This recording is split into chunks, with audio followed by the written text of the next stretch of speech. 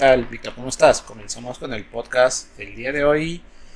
En este episodio, bueno, vamos a presentar a Víctor González de México, ¿no? Quien tiene una experiencia profesional de ya más de 20 años, ¿no? Y actualmente tiene también un doctorado, PhD en Information and Computer Science en la Universidad de UC Irvine. No sé si es correcta la pronunciación, Irvine o Irvine. Eh, empezó Igual. su, eh, Él empezó su carrera profesional como project manager, ha sido researcher por muchos años también, profesor en varias universidades y actualmente está enseñando en el Instituto Tecnológico Autónomo de México. Es también CEO y fundador de Experiencia Studio Lab, Experiencia Academy, y ha escrito también el libro sobre UX llamado Ensayos de Experiencia. Justamente a través de ese libro fue que yo tuve el agrado y el honor de conocer a Víctor, porque fue la primera vez que leí el libro, empecé a buscar sobre él y bueno, hasta ahora pues, nos hemos ido conociendo también un par de veces. Creo que te invité anteriormente a otra comunidad, otro espacio, y ¿no? nos apoyaste con una muy buena ponencia también. Y nada, cuéntale a nuestros oyentes y espectadores, Víctor, un poco de ti, qué te gusta hacer para que te vayan conociendo, ¿no?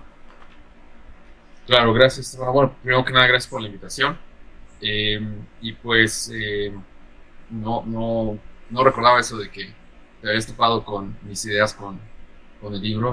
Bueno, gracias por verlo y por adquirirlo.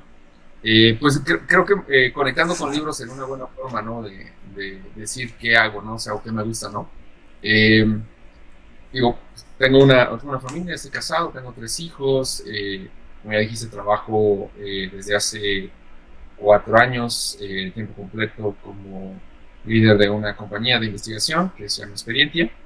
Y pues de alguna manera mis hobbies son bastante, digamos, pues decimos en México un poco nerd, ¿no? O sea, me gusta mucho leer, colecciono libros.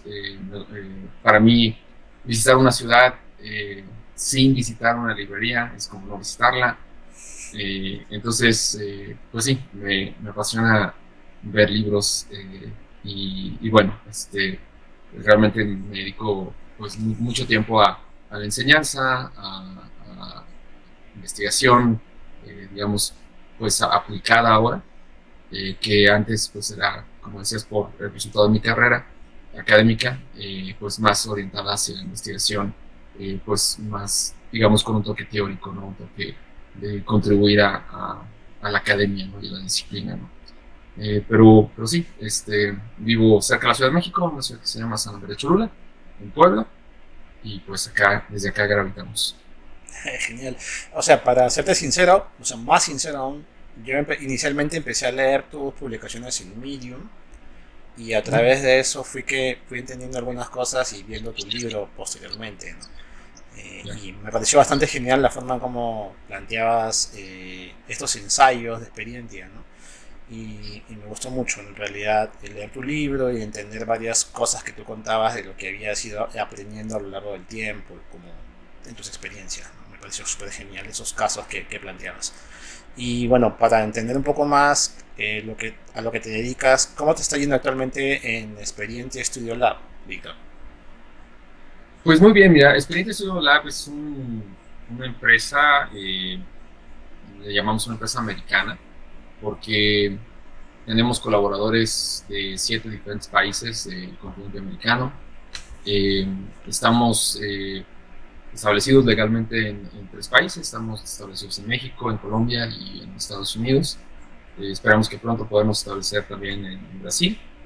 Y pues va bien, o sea, realmente creo que el propósito de haber fundado Experientia fue dar oportunidades a personas a que pudieran entrar al campo de UX, eh, crear de alguna manera un espacio de desarrollo profesional para ellos.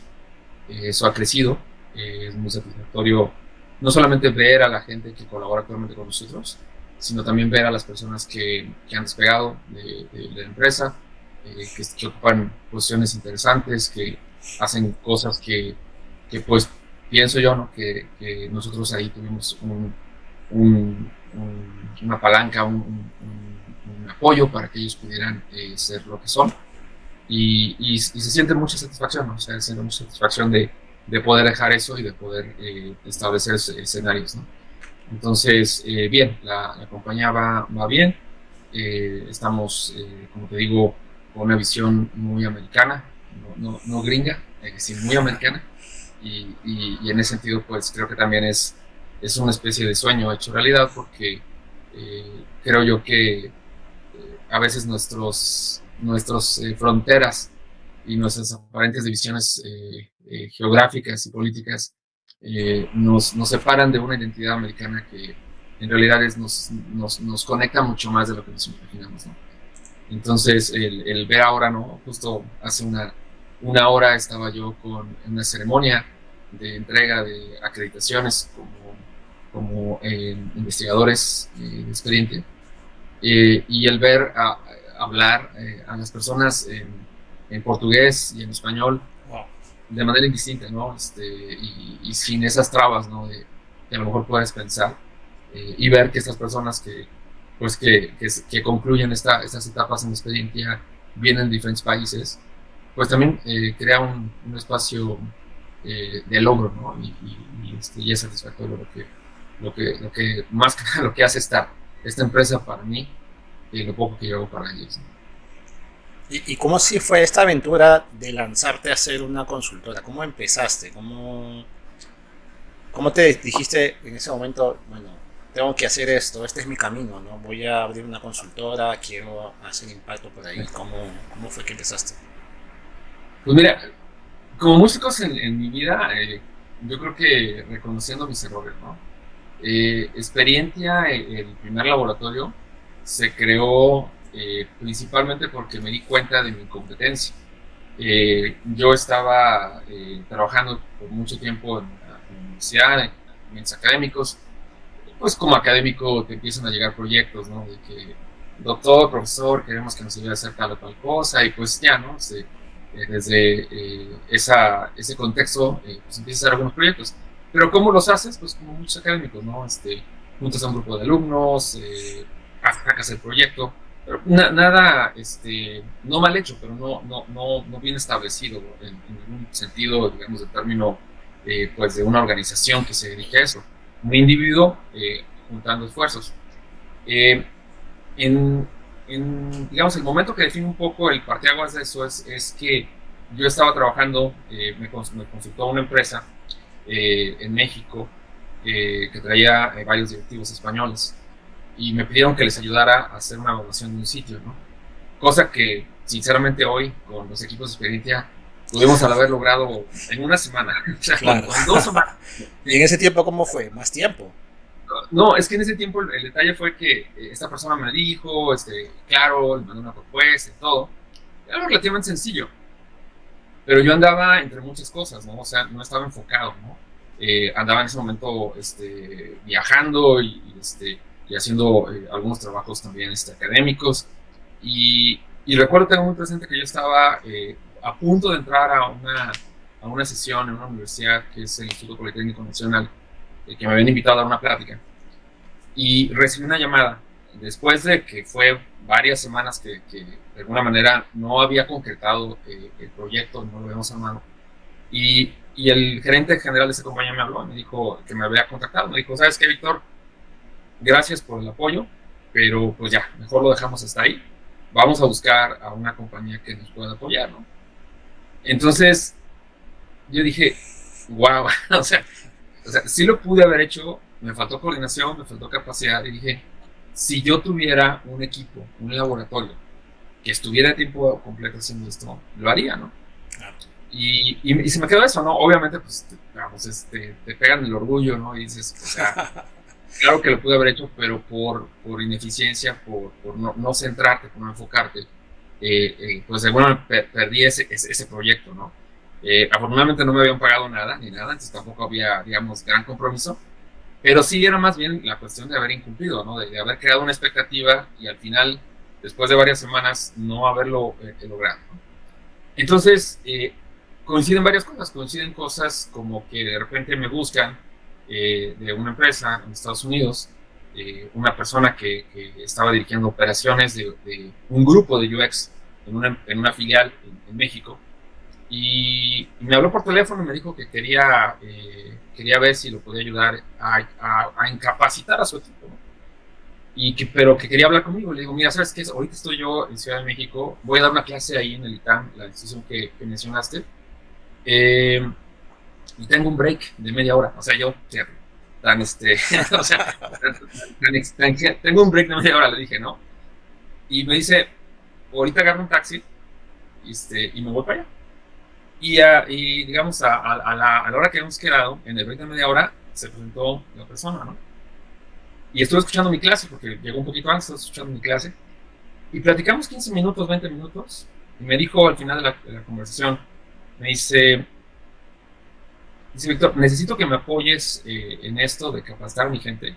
Dice, pero si tú puedes armar un equipo que haga estudios, dice, yo trabajo contigo. Así, sí. 15 minutos. Fue el momento, Sí. entonces. Ajá.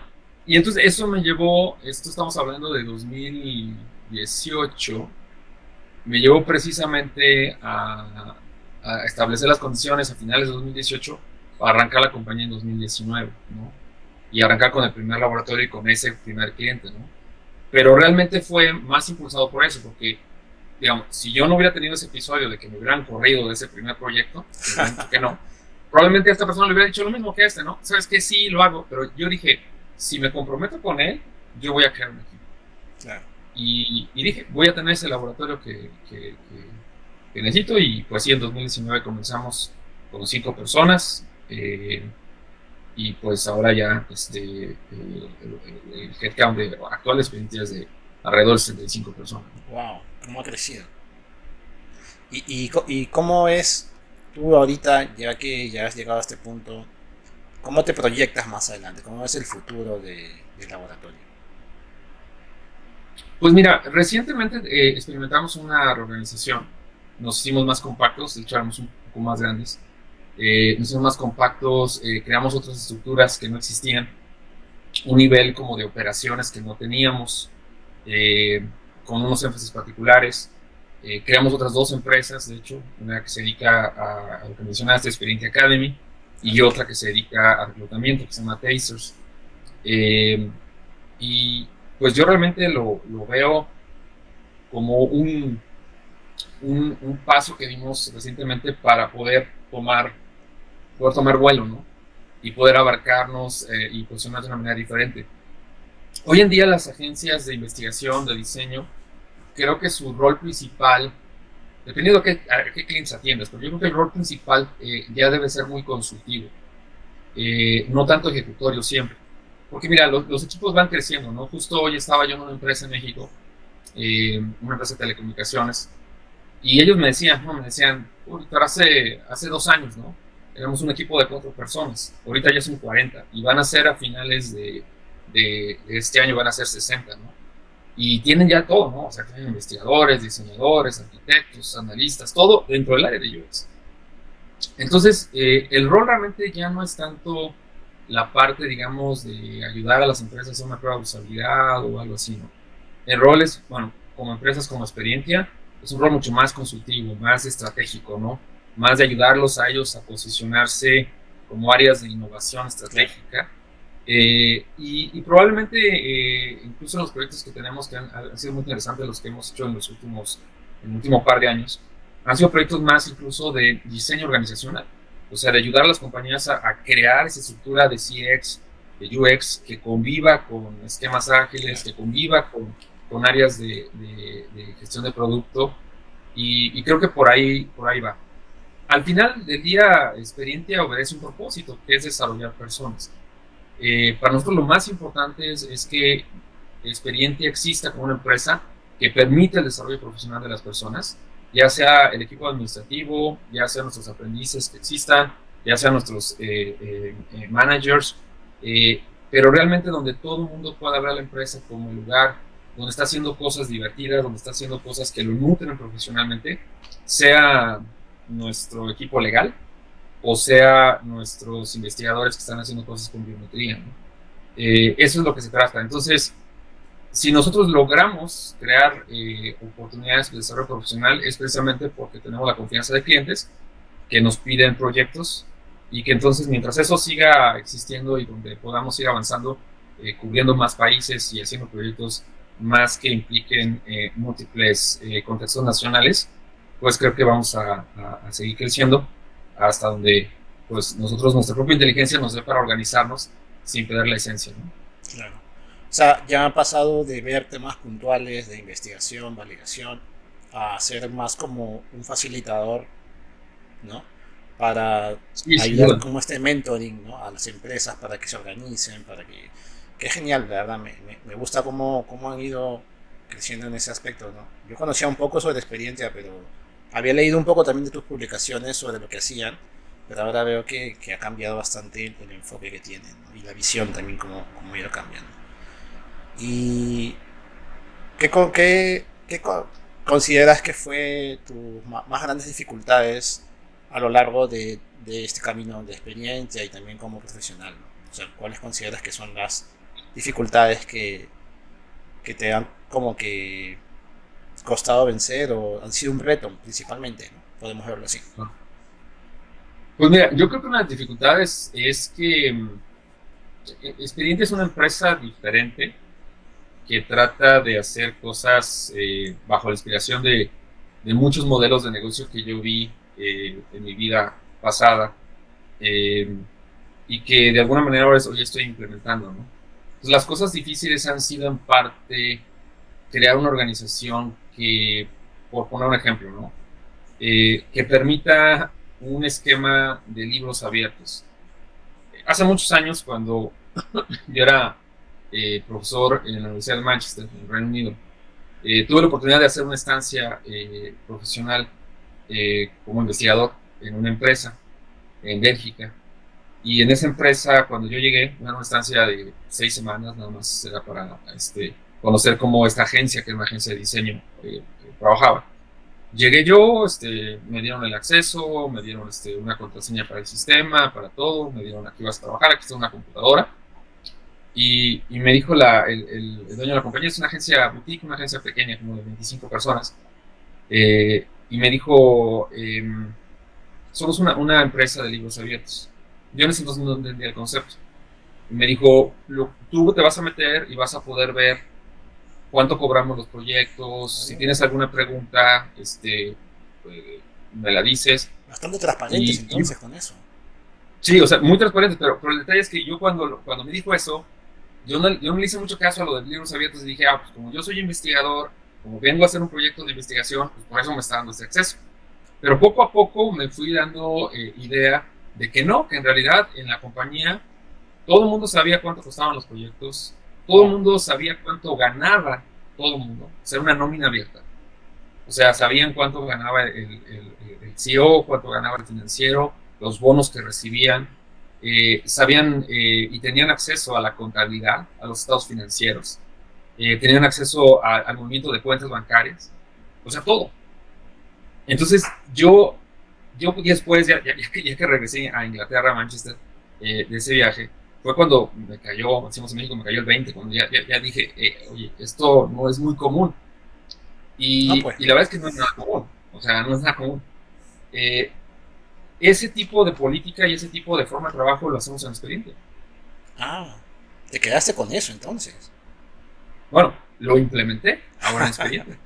Y entonces, cuando me preguntas de qué retos he tenido, pues por ejemplo, cuando tenemos un equipo administrativo que es fenomenal, 11 personas en diferentes áreas, muchas de estas personas son profesionistas, algunas de ellas, mayoría son mujeres, algunas de ellas son madres de familia, que están trabajando con nosotros de tiempo parcial, y esa es la política de Expediente. O sea, si tú quieres trabajar de tiempo parcial, lo puedes hacer.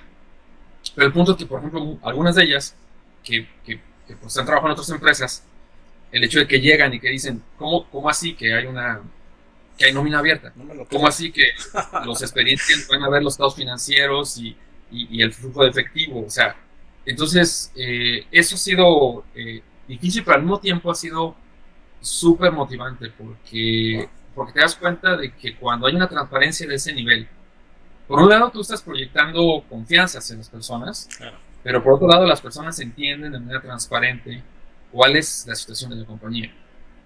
Ahora, sí se requiere también mucha educación, o sea, no todo el mundo entiende sobre finanzas, sobre esas cosas, y a veces pues, las cifras pueden no ser tan claras, ¿no? Pero cuando lo entiendes y cuando entiendes sus movimientos, por un lado, se crean menos problemas, los típicos escenarios cuando trabajas, que dices, yo no sé el otro que acaban de contratar si está ganando más que yo. Y la verdad es que se hacen bien tóxicos los ambientes. Sí, es cierto. Yo te puedo decir, y eso no te puedo decir que empresas, pero sí hay empresas que me ha tocado trabajar en las cuales hay unas injusticias en ese sentido, en términos de género, en términos pues, de experiencia. Y creo yo que eso crea un mal ambiente. Y el hecho de que te abras, creo que por un lado es tratar a tus colaboradores como adultos, como personas inteligentes, ¿no? Pero más importante, ¿no? Como personas que también pueden involucrarse en entender que no todo es hacer una prueba de usabilidad, hacer un pre-testing, sino que eso pues tiene costos y tiene un valor, ¿no? Y que ellos puedan entender incluso hasta el horizonte que una empresa puede tener, ¿no? Entonces, eso es un ejemplo de cosas que yo he enfrentado y creo yo que al final, digo, son difíciles a veces porque tienes que mover algunos patrones de pensamiento de las personas, pero por otro lado, creo yo que también genera un escenario igual de desarrollo de las personas, ¿no? A un nivel que probablemente pues no habían tenido porque ahora ya no solamente trabajan en experiencia y colaboran, sino conocen cómo opera un negocio. Qué interesante escuchar eso, porque este mismo patrón, no sé si patrón, o esta misma filosofía, mejor dicho, de siempre romper estos esquemas y buscando una mejor experiencia, también lo tienes a nivel del negocio, ¿no? A nivel de la empresa. Porque es también justamente lo que buscamos en diseño, ¿no? Es como romper estos sesgos, estas ideas de que, por ejemplo, ¿no? Cuando yo también he tenido esta experiencia, uno entra a trabajar, hay una banda salarial y tú dices, te estaré cobrando el tope en la banda salarial o hay otro que gana más que yo, depende, como tú dices, ¿no? Entra alguien nuevo y pues que ese nuevo gana más que yo, ¿no? Si yo tengo ya estoy aportando, ¿cuál es mi valor? ¿No? O sea, a Sí, veces puede sonar muy materialista, o sea, muy de dinero, pero en realidad sí es importante, ¿no? Porque de todos modos eso representa un valor, ¿no? Y el valor que tú claro, aportas se hace tangible de cierta manera, ¿no? Sí, yo sí estoy de exacto. acuerdo Y, con eso. y te das cuenta que al final es muy importante y es tan importante que debe de ser muy claro y que una vez que ese tema está resuelto y es visible, entonces ya realmente hay otros temas donde tu plan crece. Ya Porque la gente entonces no pierde ya, energía ni tiempo. perdón. Ya la gente no pierde energía ni tiempo preocupándose por cómo está todo, sino ya está todo O sea, esa es resuelto. la palabra, hermano. O sea, hay horas hombre, es más, hay dinero invertido por parte de esas personas, o sea, el tiempo que cuesta, ellos en estar pensando y repensando todas estas cosas, ¿no? Entonces, creo yo que es una cosa que al final, te digo, implica un modelo diferente de operación. También implica, yo creo que una forma diferente incluso de ver al negocio, pero también desde la perspectiva pues, del tipo de cosas que debemos de hacer y el tipo de diseños y rediseños que se deben de hacer en lo administrativo. Piensa, por ejemplo, en lo siguiente, nosotros tenemos 7 países, de colaboradores de 7 diferentes países, Perú, Colombia, Chile, Argentina, Brasil, Costa Rica, México. Y dices tú, ok, ¿y cómo le hago con el tipo de cambio? Porque los sueldos son en pesos mexicanos. Pero la devaluación en Argentina Claro, está, es bien está volátil, ¿no? muy complicado. Ajá, Sí. exacto. Entonces, el equipo administrativo y el equipo de finanzas y la tesorería hacen maravillas también para poder visibilizar eso. Entonces, hay un corte de tipo de cambios y se dice a tal fecha se hace el corte, a tal fecha se hacen los depósitos y estas son las paridades y estas son las equivalencias, pesos mexicanos, soles, reales, pesos argentinos, o sea, todo esto. Y eso genera también mucha transparencia no solamente en cuanto a cuánto ganas, sino cómo es que esas afectaciones se pueden pues llegar a favorecer a veces y a veces no. O sea, pero hay claridad. O sea, al final de cuentas nosotros no podemos controlar la economía de los países, pero si por ejemplo de repente el dólar está más fuerte que el peso colombiano, perdón, el peso mexicano está más fuerte que el peso colombiano, pues se van a beneficiar Claro. más o menos los colaboradores. Pero si eso estuviera envuelto en esta tela que cubre información de ese estilo en las organizaciones típicas, pues todavía peor el asunto, ¿no? O sea, se crea mucho más problemas, ¿no? No, pero qué genial, o sea que al estar esto abierto y ser transparente, ya es como que cualquiera puede observar y ver cómo esto se está manejando y si es que también, de alguna forma creo que también esto evita conscientemente a uno evaluar, ¿no?, lo que está haciendo, ¿no? Porque es como ves a un colaborador que está trabajando en un país y que de repente hay una devaluación, entonces hay que hacer un ajuste, ¿no? Y compensa porque es parte de lo justo para mí, para el trabajador, ¿no? Porque él también tiene, así como tú le brindas un valor y él intercambia un valor contigo en tu empresa, esta devaluación, esto también afecta a su vida y es parte de cómo considerar este valor, ¿no? Creo que me parece Bueno, bastante interesante. sí, y te lleva a otra cosa que, más allá de lo económico, conecta con las realidades de cada país, ¿no? Sí, O sea, el hecho de poder entender, no sé, cuando fue el paro nacional en Colombia, ¿no? Entender a tus colegas que estaban en Cali, cómo estaban batallando, entender los retos que ahora están experimentando Perú, incluso hasta aislarte de esas políticas, ¿no? De que si el presidente de México está criticando al gobierno peruano, eso, nosotros estamos arriba de eso, ¿no? O sea, claro, somos amigos, no tiene y nada que eso ver. creo, nada que ver, y creo que eso precisamente, aunque es en pequeño, porque es una organización muy pequeña, crea una idea de americanismo, de empresa americana, mucho más real, o sea, menos dejada de las condiciones que nuestros políticos han impuesto, que nuestros historiadores, algunos no completamente de manera correcta, han documentado, y que realmente nos ponen un escenario en 2023 donde la tecnología y la forma de que podemos interactuar y la forma en la que un colombiano puede servir a un proyecto en México un mexicano puede servir a un proyecto que está haciendo en Brasil, o sea, trasciende fronteras y te crea una idea mucho más clara del mundo que nos puede vivir y un mundo que esperemos que no se polarice a nivel países, ¿no? Ojalá. Y eso creo que es muy necesario porque nuestros políticos no contribuyen a eso, No. al contrario, y nos alejan de una realidad que es mucho más común que todas las diferencias que tratan de poner. Sí, muy cierto lo que dices, ¿no? Porque al final, o sea, muy aparte de nuestras culturas, costumbres, tenemos el mismo principio humano, ¿no? El mismo valor. Entonces, eso qué bueno que lo consideres y que eso sea un principio dentro de la experiencia, ¿no? Y también dentro de lo que ustedes hacen. Me parece muy, muy bonito. Y, y así, haciendo un paréntesis a lo de experiencia, un poco como para conocerte más, ¿qué te motivó a ti a entrar a este mundo de innovación, de diseño, de investigación? ¿Qué fue lo que, o sea, aparte, ¿no?, de la experiencia que tuviste como creando una consultoría como experiencia, ¿qué Ujú. fue lo que te motivó a ti personalmente a ir por este camino? ¿No? Pues mira, lo primero es que yo de alguna manera siempre he sido muy curioso y de alguna manera siempre me ha gustado como aprender de muchas cosas, ¿no? Como que mi sentido de indefinición siempre ha sido algo que me ha marcado en cuanto a qué quiero ser, ¿no?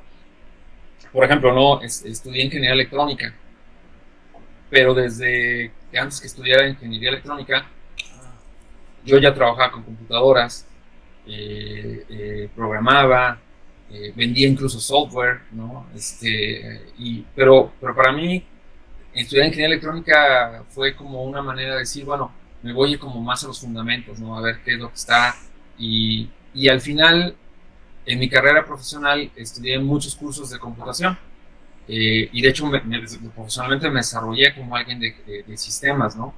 Incluso en mi último puesto académico, yo era jefe del departamento académico de computación del ITAM, ¿no? Fui presidente de la Sociedad Mexicana de Ciencias de la Computación. Pero a lo que voy es que eso venía como una cuestión de donde yo estaba credencializado para una área quizá que no necesariamente era la computación, pero tenía el interés puesto en eso. Eso me lleva entonces a que en un punto ya más bien de mi carrera, empezando a trabajar ya como un gestor de proyectos de software, ¿no? Me empecé a dar cuenta de que muchas de las cosas que estábamos implementando no funcionaban bien para los clientes, que en este caso era una universidad pública y yo estaba como director de un área administrativa de tecnologías de información, y que no funcionaba bien no tanto porque, vamos, la tecnología no fuera buena o el software no estuviera bien desarrollado, no sé, sino más bien porque había mucha política, había mucha grilla, había una cultura organizacional que no necesariamente iba a dejar que los sistemas fueran exitosos. Entonces empecé un poco a leer sobre un método, una estrategia de diseño centrado en las personas, que se llama diseño contextual. Y empecé a darme cuenta de que había método para poder diseñar sistemas, considerando no solamente aspectos, digamos, de ingeniería de requerimientos tradicional, sino también cuestiones de caracterización de los perfiles de las personas, un poquito del aspecto también cultural, la influencia de la cultura en la adopción o no de un sistema. Entonces me fui poco a poco familiarizando con eso. Y de ahí entonces realmente cambié de seguir estudiando más ingeniería, por llamarlo de alguna manera, a meterme al área académica que es interacción humano-computadora. Y de ahí pues desarrollarme y aprender mucho sobre psicología, sobre sociología, sobre etnografía, aspectos de análisis sociotécnico y otras cosas, ¿no? Y pues me clavé mucho sobre esos temas. Ya después, cuando acabé mi doctorado y cuando empecé a trabajar en universidades, me tocó también la cuestión de que vi que mucho de lo que yo hacía pues tenía más implicaciones en cuanto a la estrategia de innovación del negocio, que el diseño de la experiencia pues era algo importante, pero contextualizado dentro del negocio. Y entonces, de hecho, en mi trabajo como profesor en la Universidad de Manchester, por azares del destino, yo me moví de la escuela de informática, siendo profesor ahí, a la escuela de negocios de la Universidad de Manchester. Y ya en el ITAM, en la Universidad en Ciudad de México, pues realmente yo estaba, sí, trabajando dentro del departamento de computación, pero muchas de mis clases eran dentro de la escuela de negocios. Entonces, pues sí, o sea, he andado brincando entre diferentes disciplinas, la ingeniería, la cibernética, informática, negocios, psicología, y yo creo que eso también pues, me ha dado una visión, digamos, de entender que estas cosas que hacemos pues tienen múltiples interpretaciones, ¿no? Y múltiples stakeholders que toman decisiones sobre eso, ¿no? Y bueno, así es estado. Yo no te puedo decir que soy otra cosa que ingeniero, como formado, ¿sí? Pero en cuestión de conocimiento, pues sí, o sea, conozco mucho sobre psicología, mucho sobre negocios, mucho sobre antropología y las disciplinas que de alguna nutren el área, ¿no?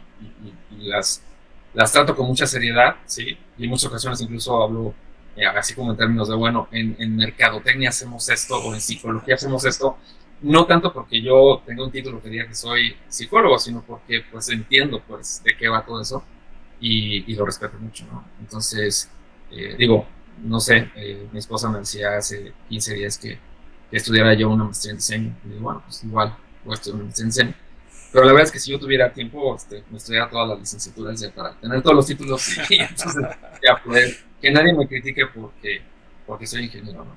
No, claro, no. O sea, hay cierta ventaja también en este rubro, como son cosas que, bueno, no son tan nuevas, pero sí son jóvenes, ¿no? Entonces, hay cierta informalidad que ahorita pues podemos como que decir, sí, pues porque tú sabes, lo conoces.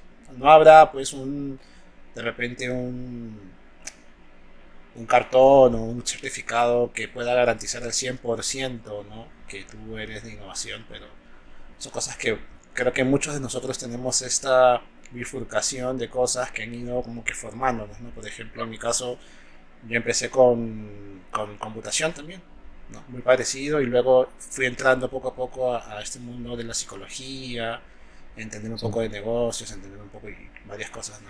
Y de comprendo. Pero sí, o sea, sería bueno también ver, pues, ¿no?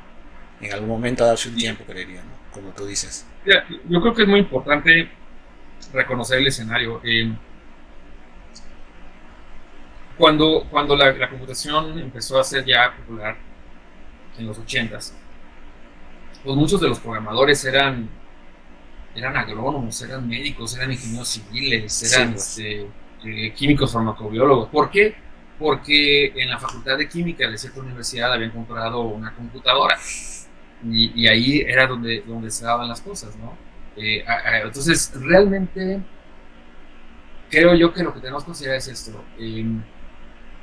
Desafortunadamente en Latinoamérica no se han hecho todos los programas formativos que se requieren para la cantidad de profesionales que deberían de existir y que demandan empresas, empezando por Mercado Libre, BBVA, Accenture, Bancolombia, o sea, donde quieras. O sea, haz un censo y te puedo asegurar que el 10% de las personas tienen un grado que los acredite a algo que realmente luce como user experience, ¿no? Hay pocas carreras que vengan con la etiqueta de ingeniero en diseño de interacción o alguna cuestión así, ¿no? Claro. Pero está bien, el punto es este. Yo creo que lo que sí es muy importante, y aprovechando que es un podcast, y que ha hecho mucho daño en el gremio, es que hay muchos gurús, entre comillas, que realmente son antiacadémicos. Y eso yo creo que le ha hecho mucho daño. O sea, que dicen, no, es que lo de los libros no importa. Y digo, es también una cosa bastante tonta porque... El empirismo, podríamos decir. Pues empirismo, pero es que todos los libros de UX, todos los libros, o sea, el que quieras, son hechos por practicantes. O sea, son gente que son de empresa o que están en una empresa grande y que son practicantes. Pero el detalle es que hay mucha crítica hacia lo académico. Digo, a veces bien justificada, porque también hay algunos académicos que pues, no conectan con la realidad. Está bien, pero bueno, probablemente los motivos son otros. Pero el detalle es que se crea mucho esta cuestión donde aparentemente no hay estructura, aparentemente todo lo puedes aprender de alguna manera con notas de Medium o con cursos que no necesariamente tienen. Y no, en realidad sí hay una estructura. Hay una estructura, hay currícula, hay forma de aprenderlo. Y yo creo que aquí la parte que hoy en día nos toca, y sobre todo a generaciones como la tuya, Stefano, es recobrar esa parte de los fundamentos y tratarlos con mucha seriedad, ¿no? Y decir, sí, hay un modelo de psicología cognitiva que me lleva a entender cómo es que la persona procesa información y por lo tanto eso es lo que fundamenta la arquitectura de información que permite utilizar una herramienta como Optimal Workshop. Claro. No es que el Optimal Workshop te lo dé ya, sino que ya existe una base para poder definir por qué una cosa u otra funciona. Hoy en día, por ejemplo, las interacciones, no sé, con bots, ¿no? Como ChatGPT, es el mejor ejemplo ahorita de un escenario donde la aplicación de teorías de la interacción humano-computadora podrían servir para entender realmente cómo optimizar ese tipo de experiencias y cómo llevarnos a dejar de pensar que, por ejemplo, que ChatGPT es un search engine cuando no lo es, y que lo que es un agente conversacional que te ayuda a hacer sentido y que esos modelos de hacer sentido de las cosas hace muchos años que se estudiaron y que existen los fundamentos que permitirían diseñarlos y diseñar buenas experiencias ante ellos, ¿no? Entonces, creo que eso es lo que tenemos. A diferencia de la computación, que la computación tarde o temprano echó raíces en los programas formativos y ahora, pues, digo, hay empresas que te contraten, te van a decir, bueno, ¿dónde estudiaste computación? Y te van a decir que estudiaste ingeniería en sistemas computacionales, ingeniería en informática, licenciado en informática. Hasta van a hacer las diferencias entre un ingeniero y un licenciado, ¿no? Y hay nichos, ¿no? Y bueno, ¿y qué estudiaste? Estudiaste inteligencia artificial, estudiaste bases de datos.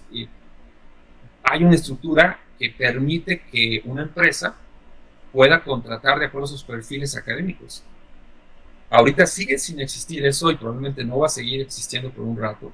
Y entonces creo que nos toca a nosotros como gremio dejar a un lado a la gente que niega que existen fundamentos, que lo académico no sirve, y más bien, si no lo hacen las universidades, nosotros como gremio, decir qué es lo que vale, cuáles son los conocimientos que deben de existir para que un profesional de UX se pueda ser considerado profesional de UX, ¿no? Y ese reto es algo que definitivamente es súper urgente, pero que ya superó por mucho las universidades de hace rato. Cuando tú ves equipos de 100, 200, 300 personas en empresas y que dices, no hay una base muy clara de qué sostiene el que tengan este rol profesional, ¿no? Y también reconociendo que muchos de ellos han hecho su mejor esfuerzo para poder aprender por su cuenta y en contra de muchas cosas y se están sacando las cosas, se están sacando bien. Pero, pero bueno, es creo que parte del reto que toca a esta nueva generación, empezar a armar y resolver y simplemente reconocer que al final hay mucho, mucho de donde partir en todos estos temas, ¿no? No, estoy totalmente de acuerdo contigo, Víctor. En realidad, yo también he sentido un poco, o sea, entiendo que, como te decía, ¿no? Hay cierta informalidad que la podemos tolerar porque la necesidad misma lo solicita, ¿no? Como que la urgencia, la necesidad puede hacer de que de alguna forma podamos aceptar ciertos perfiles de trabajo, ciertas personas que han ido aprendiendo digamos, en la práctica de forma empírica, pero también estoy de acuerdo contigo que hay muchos fundamentos que hay que revisar y que hay que también luego exigir, porque incluso no para hacer research hay muchos fundamentos psicológicos, cognitivos, para hacer una prueba de usabilidad, incluso no una base de los fundamentos viene de Human Computer Interaction antiguamente, entender, ¿no?, la dependencia de la mente con lo físico, y esas cosas se deben respetar. O sea, eso es científico, está sustentado. Eso no es algo que se haya inventado, que a alguien se le ocurrió de un día para otro, sino son bases científicas, ¿no? Entonces, yo sí estoy completamente de acuerdo con eso. Y siento que eso se está perdiendo mucho a veces, porque no se respeta, ¿no? Porque simplemente se sigue esa tendencia de pensar que o que es fácil, mejor dicho, de restarle valor a eso académico, ¿no? Cuando en realidad es todo Claro. lo contrario. Uh-huh. Sí, completamente de Sí, acuerdo. y creo que, o sea, al final somos, vamos a decirlo así, ¿no? Somos teóricos pragmáticos, ¿no? O sea, yo suelo decir que utilizar una frase, que ahorita no recuerdo el autor, y que me permitan el mencionarlo sin esa referencia, pero es una frase que dice, no hay nada más práctico que una buena teoría, ¿sí? Entonces, como bien dices, es que hay fundamentos para muchas de las cosas que hacemos, hay que conocer esos fundamentos y en la medida en que los tengamos bien identificados es mucho más fácil entonces poder trabajar y reducir discusiones, ¿no? Eh, Digo, hay cosas así tan sencillas que a veces te sorprenden, ¿no? Que, por ejemplo, ¿no? Este concepto de la visión de la fobia, ¿no? Que nos lleva a entender que la capacidad de resolución del ojo humano está concentrada, digamos, en un área muy pequeñita, ¿no? Sí, Si yo, por ejemplo, central. ahorita Uh-huh.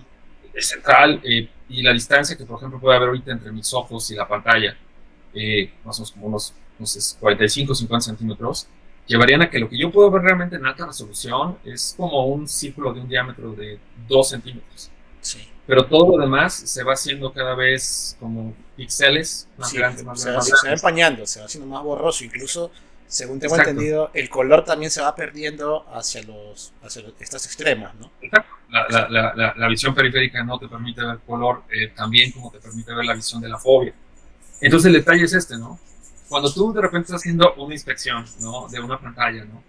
Y de repente en un espacio de la pantalla hay un mensaje que está fuera de ese círculo de 2 centímetros y eso de alguna manera pretende capturar la atención de la persona, eh, puedes concluir simplemente por entender la teoría de la visión fobia que no va a ser No se notado va a por la dar, persona.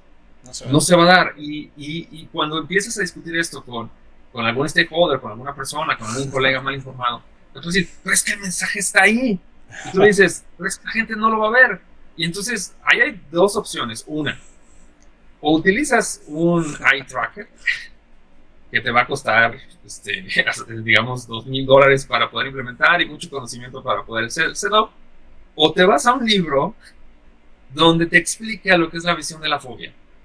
Y entonces dices, pues sí es cierto, o sea, si yo le pongo el estímulo visual fuera de esa visión fobia y el ojo humano estuvo ahí porque a lo mejor ahí le dio clic a algo, pues es muy probable, altamente probable, que no va a notar ese estímulo y que tengo que acercar el estímulo a donde esté la visión fobia. Exacto. Ese simple fundamento aparece cientos de veces en la práctica de experiencia, en los reportes de inspección que hacemos. Y a lo que voy es que, o sea, hay muchísimas cosas como esas que cuando ya las entiendes dices, pues es cierto, o sea, ya no tienes que estar pensando de que, es que el diseñador quiere la notificación cerca porque es una cuestión de estilo o es una cuestión del sistema de diseño.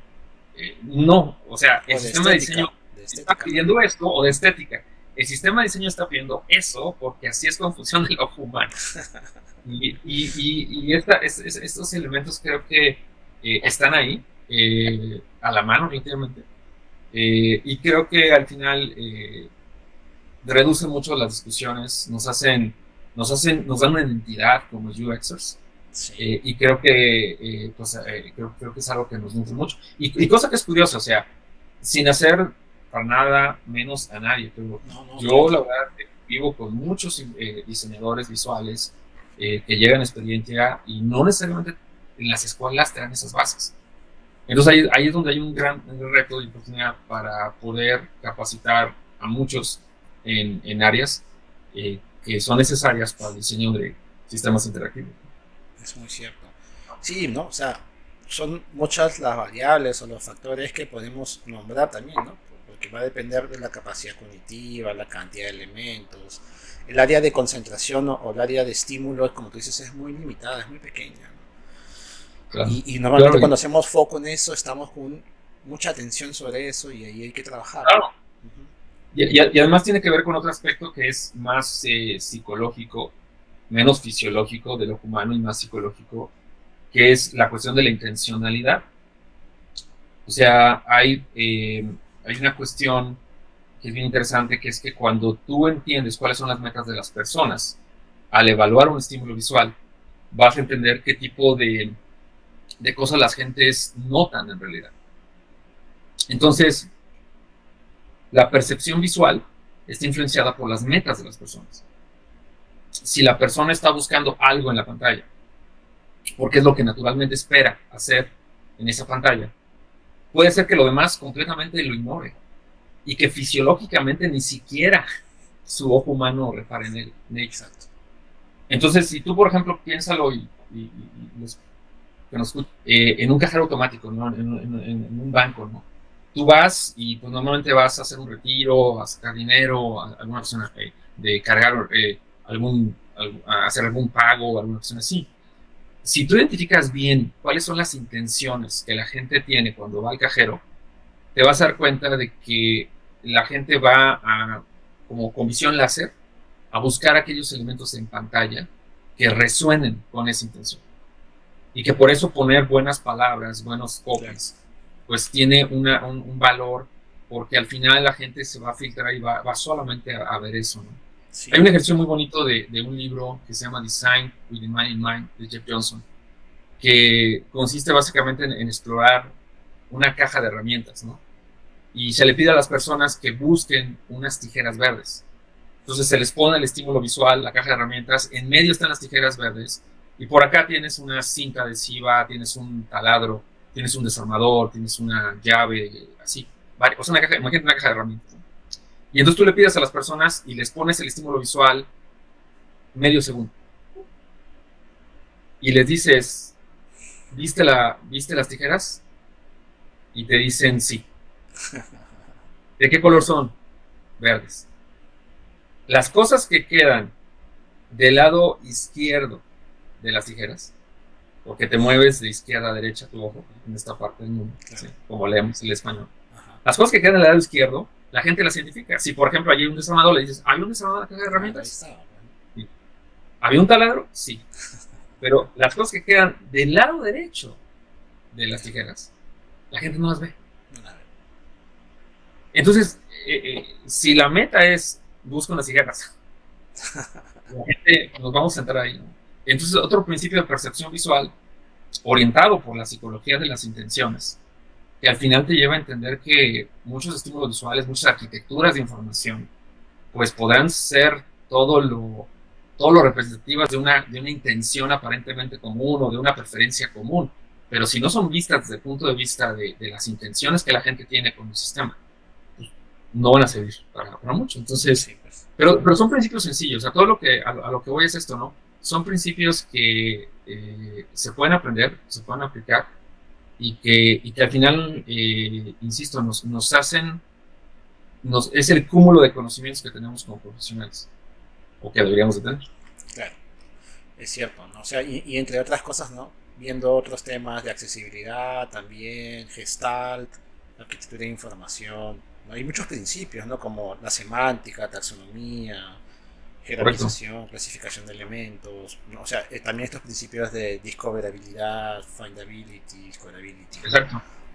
Y Sí, son exacto. principios. Y eso, lamentablemente, sí, yo también a veces me da tristeza que no se aplican. Los he visto mucho, ¿no? Es como se centran más en otros detalles que a veces no están de alguna forma alineados con estos principios que también fundamentan de alguna forma No. esta, esta estructura ya que se ha generado pues naturalmente entre nuestra forma cognitiva, nuestra parte No. física, cómo procesamos la información, ¿no? Es Bueno, bastante clave. y es que también, o sea, y no echan raíces o a veces no se les da el valor porque pues luego también existe mucha esa tendencia de los profesionales, pero sobre todo de los instructores de esos profesionales, a mandar a sus alumnos a hacer pruebas A/B y a inundar los foros de UX, de redes sociales, En con LinkedIn, ejercicios de cuál es mejor, E o de B, derecha a A la o B. izquierda. Exacto. Entonces, Esa no es una pues prueba el B, ojo, detalle, eso no es una prueba B, pero bueno. entonces, bueno, pero el detalle es de que dices, a ver, señor, si realmente la forma de justificar el diseño es a través de fundamentos, no de popularidad, sí, porque al final eso es lo que tratan, ¿no? Entonces, estaríamos en un mejor terreno si en lugar de hacer eso, pues definitivamente nos viéramos hacia las bases que sostienen el elemento visual y la intención que se trata de cubrir con eso, ¿no? Pero, pero creo que al final es un poco, digo, la situación un poco impulsada también por la facilidad con la cual existen herramientas y que a lo mejor a través de una herramienta aparentemente haces investigación, aparentemente haces diseño, pero en realidad no tienes una base bien fundamentada. Y entonces, pues, lo más, digamos, importante de todo esto, eh, es muy frágil tu diseño, porque no tienes una base para justificar, No hay un y no sustento. tienes un sustento que te pudiera permitir decir, o sea, esto en realidad podría no solamente justificarse por lo que me dijeron 100 personas, 100 personas en un esfuerzo de estilo, sino realmente porque hay una base teórica, un modelo que lo define, ¿no? Y así Exacto. debe ser, o sea, sí hay cosas que no existe una teoría para poderlas justificar. Y en ese sentido la tienes que construir a partir de elementos cualitativos y poco a poco encontrar patrones y cosas así, ¿no? Claro. Pero hay muchísimas cosas que en realidad ya existen fundamentos. Yo honestamente a veces me he sentido un poco cansado con eso, Víctor. O sea, y al inicio no sabía cómo manejarlo. Y siento que intentar justificar esos principios, o sea, hacer todo este retrabajo, es como que ahorita yo me ponga a tratar de justificarte a ti que la Tierra es redonda. O a tratar de Mm, decirte que giramos alrededor del Sol. O sea, siento ujú. que a veces eso es un esfuerzo que nos desgasta y genera Yo mucha creo que, tensión. es que mira, yo lo veo así. eh, Cualquier gremio profesional, sea los abogados, sean los contadores, sean los ingenieros civiles, se basa en la confianza que da el saber que tiene un área de expertise que está bien fundamentada. Entonces, si tú contratas a un ingeniero civil para hacer tu casa, pues a lo mejor ahí cuando está haciendo la cimentación, te da tu clase, ¿no? De por qué Claro, la cimentación debe ser así, ¿no? Y por qué va a meter cierto material y por qué en otra cosa. Pero de ahí para adelante ya no te le vas a poner a cuestionar todas las decisiones No, pues, de ingeniería civil. claro. O sea, no. O sea, igual, ¿no? O sea, cuando vas a ver a tu médico, ¿no? A tu gastroenterólogo, a tu cardiólogo, ¿no? Voy a ver a mi gastro. Y pues el gastro de alguna manera me puede mostrar su expertise ya sea a través de sus títulos, pero yo no me dejo mucho llevar por eso. O sea, empiezo a dialogar y empiezo a hablar acerca de cómo funciona el esófago y cómo funciona el intestino. Y entonces digo, no, pues creo que, como diría un amigo mío, sí le gira bien la piedra, ¿no? Claro. Pero no me voy a poner a cuestionarlo cuando está a punto de hacerme una cirugía para revisar o me va a hacer una endoscopía, ¿no? O sea, Te no lo voy a despiertas ahí, cuestionar. ¿no?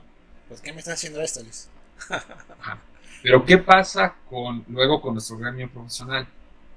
Como no tenemos a veces los fundamentos y decimos, no, es que pues hice 5 entrevistas, ok, un esfuerzo acumulativo, está bien, pero además pudo haber habido otro tipo de justificación, ¿no? Pudo haber habido un fundamento que justificara eso. Entonces ahí es donde empezamos a perder credibilidad. Y yo creo que la base no es que justifiques todo. En Expediente, porque nos dedicamos a eso, tú verás en nuestros reportes que hay mucho énfasis a, no sé, ley de gestal o una cuestión de un principio de percepción visual o alguna cuestión de un lineamiento de diseño, alguna cuestión así. Pero es porque a eso nos dedicamos y porque al final de cuentas, en parte lo que estamos haciendo es tratar de que cada insight venga marcado por un fundamento, que a veces no necesariamente es teórico, a veces es simplemente pues porque 5 de 6 personas encontraron este tipo de conclusión o este tipo de acción. Pero el detalle es que ya en el campo profesional, pues no te vas a poner tú a estar justificando todo. No, pues. Y que creo que a veces lo que pasa es eso, que como no hay una base fundamentada y que las preguntas son de siempre, ¿no? ¿Por qué un estudio de 5 usuarios es válido? ¿Por qué no debería ser de 100? Claro. Es estadísticamente significativo. Y esa pregunta la he contestado Infinidad de miles de veces. veces. Sí. Y hay muchas otras cosas que realmente nos sostienen el por qué utilizar un cierto método, por qué otro, por qué diseñar de una manera y no de otra, por qué establecer algunas, digamos, énfasis en cuanto a una segmentación de mercado basada en jobs to be done o en intenciones versus en aspectos demográficos, cómo puedes establecer una estrategia de métodos mixtos para poder moverte de lo cualitativo a lo cuantitativo, o sea, en fin. Pero cuando no tenemos la base para justificarlo, entonces ahí es donde empiezan los problemas y ahí es donde entonces empiezan a pensar, es que es por el buen gusto de Stefan, es que en realidad es porque quiere decorar las interfaces, no, es porque, y también, ¿no? Es porque, es que es especial, es nuestro Steve Jobs. Es un Y háganle, genio. es un genio, exacto, es un genio. Y sí, o sea, pasa mucho con muchos también, digamos, heads de UX, heads de área, que en realidad tiene una personalidad muy fuerte, tiene una personalidad que les ayuda y que persuaden, pero no necesariamente con fundamentos, sino con una capacidad, digamos, por su misma carisma, pero no es una cuestión de carisma, no es una cuestión de tener otra cosa que no sea una base tanto metodológica como una base de fundamentos de cómo es que opera nuestro cerebro, Claro. nuestros sentidos de percepción y sobre esa base establecer por qué deben ser las cosas de tal manera u otra. Entonces creo que ahí es donde en realidad tendremos que estar pues ahí trabajando y al final pues crear esta credibilidad a partir de eso, ¿no? De que la gente diga, ok, perfecto, ya. O sea, confiamos en que él es el que sabe sobre cómo es que la persona reacciona ante un sistema interactivo digital y por lo tanto pues esa es una decisión que evidentemente tendrías que a lo mejor en algún momento justificar si te lo demandan, pero si no, pues simplemente ya Claro. lo toman como tú tomas las decisiones de tu ingeniero civil cuando construye tu casa. Sí, es cierto. Ya hablando de un poco de esto, este, ¿cómo lo ves al lado en el research? Porque también es otro, es como otra parte en la que también el valor no se percibe correctamente, ¿no? Es como que a veces se menosvalora, ¿no? Al research, se ve como algo que te va a quitar tiempo, que demanda un presupuesto mayor, cuando es todo lo contrario, ¿no? Porque, o sea, ¿cómo ves ese valor, ¿no? en un proyecto, ¿no? O sea, cómo tú lo ves, cómo lo transmites. Mira, algo que yo recomiendo, y esto va más como recomendación, es que utilicemos un par de palabras de la manera correcta, o tres palabras. Eh, la primera es supuestos, la segunda es validación y la tercera son hechos. Tenemos que aceptar todos los supuestos de todo el mundo. Yo supongo que el sistema va a ser fácil de utilizar. Yo supongo que a la persona le va a hacer sentido esta propuesta de valor. Yo supongo que la gente va a notar este botón. Yo supongo que la gente va a entender este copy. Pero muchas veces no se utiliza la palabra supuesto, sino se utiliza la palabra yo creo, lo cual de alguna manera nos lleva a incluso a que desapegarte de una creencia, pues es como, no, es que esto es lo que yo creo, porque estamos también a veces muy conectados con la idea de nuestras creencias personales, religiosas, políticas, ¿no? Entonces hay que quitar esa palabra. No, a ver, no es lo que tú crees, es lo que tú supones. Claro. Y cuando entramos al terreno de la suposición es mucho más fácil que nos desapeguemos a eso y digamos, ok, entonces si es suposición, entonces no es un hecho. Es algo que debe de comprobarse, que debe de validarse. Podría ser, y es, digamos, en el mejor de los terrenos, deberíamos de mencionarlo como una hipótesis. O sea, yo supongo que esto va a pasar y que este va a ser el resultado. Claro. Pero entonces al final, el primer ejercicio que uno tiene que hacer con personas cuando estás tratando de definir un producto y las necesidades posibles de investigación, validación de un producto, es establecer los supuestos que sostienen lo que tú crees que va a funcionar o no, ya sea a nivel de elementos que definen su éxito ante un cliente o ante un usuario, ¿no? Y entonces eso que te lleve a establecer un nivel de riesgo de que esos supuestos sean erróneos. O sea, por ejemplo, no sé, que la gente no le entienda un copy, pues puede ser un cierto riesgo dependiendo del contexto, pero vamos a poner que fuera algo pues, que no le entiende completamente, pero no le impide hacer algo. Entonces ahí el riesgo que te equivoques, pues no es tan alto. Pero ¿qué pasa si, por ejemplo, el riesgo, imagínate que es un sitio de retail, tiene que ver ya con la forma de pago?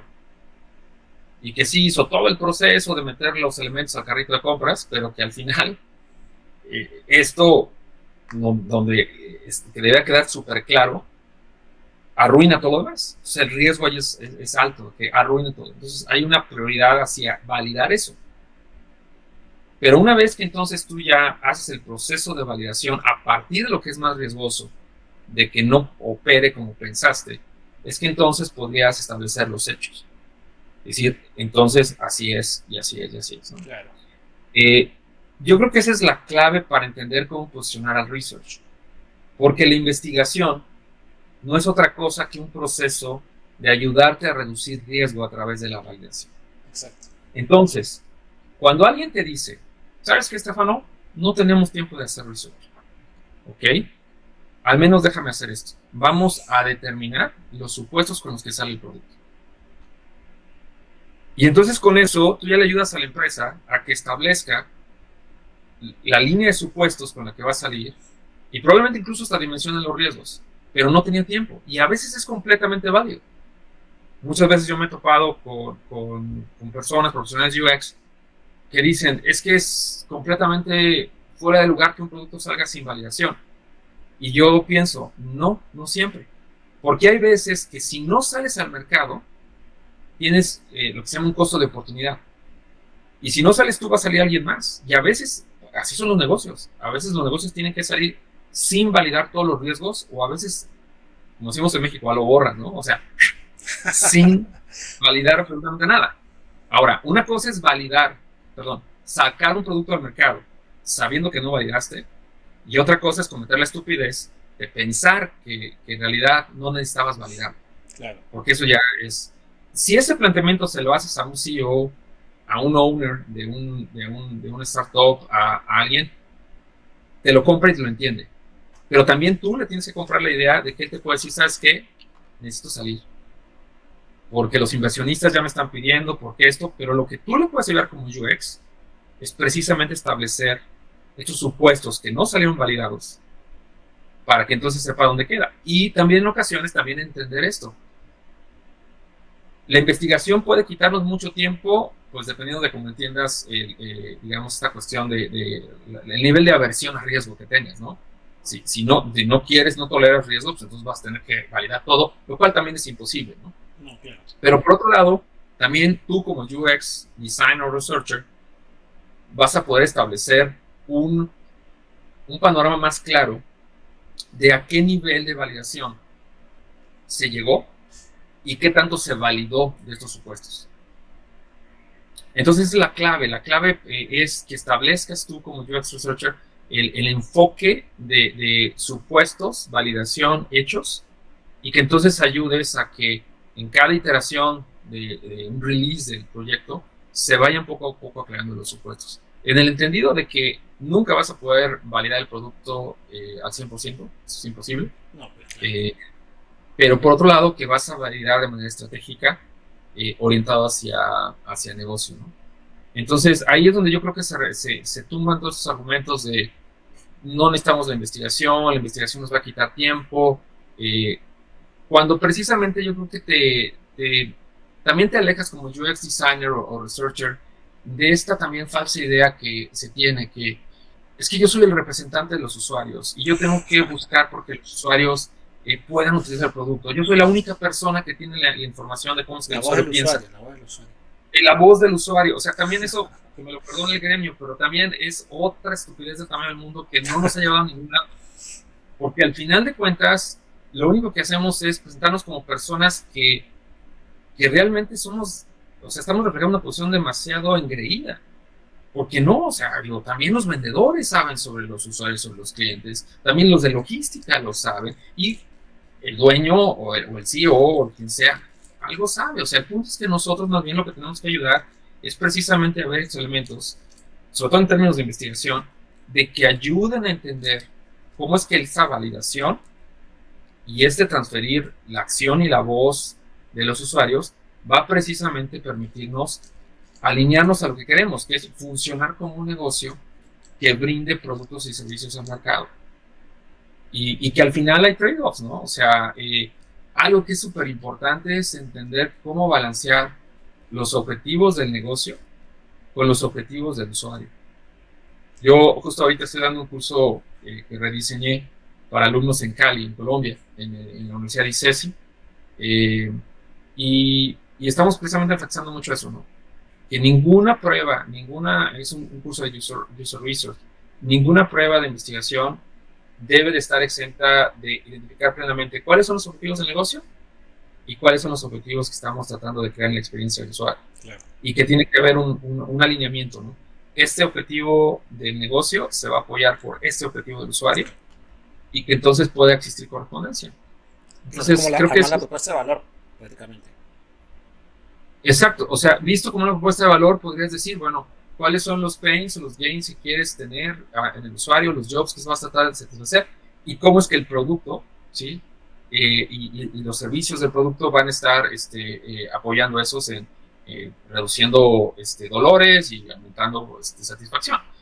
Definitivamente es ese, o sea, es ese esquema de un value proposition que hay hace un match, ¿no?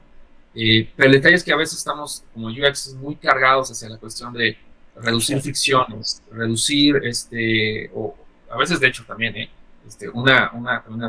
mucha energía metida en la cuestión de reducir fricciones, y la fricción no es mala tampoco, y esa es la otra cosa, ¿no? O sea, no un producto perfecto o 100% usable no es un producto libre de fricciones, al contrario, muchas veces tenemos que introducir fricciones para que la gente precisamente tenga una buena experiencia, ¿no? Es cierto. Entonces, bueno, hay una serie de cosas que al final, te digo, la investigación no es otra cosa desde mi punto de vista que un aliado del negocio, y que precisamente por eso creo yo que también a veces el esfuerzo de UX a veces puede ser mejor introducido en algunas organizaciones, claro, cuando lo presentas como un esfuerzo de investigación para poder validar ideas de negocio. Claro. Es que este alineamiento no siempre tiene que ser orientado al 100%, digamos, de repente no sé si estoy hablando correctamente, pero no necesariamente todo lo que el usuario quiere o supuestamente desea es a veces lo que también el negocio tiene que alinearse al 100%, ¿no? Creo que también hay otras cosas como que se pueden ir influenciando, modelando, por ejemplo, con estas técnicas como Atomic Research o Behavioral Design, que sirven también Claro. justamente para modelar estos comportamientos, ¿no? Y hacer que ciertos objetivos de una forma ética también, ¿no? Hablando de una forma ética, Sí, se alineen claro. a estas necesidades, ¿no? Sí, sí, 100%. O sea, yo creo que el hecho de que, y ahí también es donde a veces hay muchos errores de interpretación, o sea, el hecho de que hablemos de alinear los objetivos de negocio no significa o sea, vamos, si hay negocios que son poco éticos, ¿no? Mm, Pero no significa que debemos de buscar estar trabajando con negocios que sean poco éticos, sino más claro, bien tratar de evitar esa polarización, ¿no?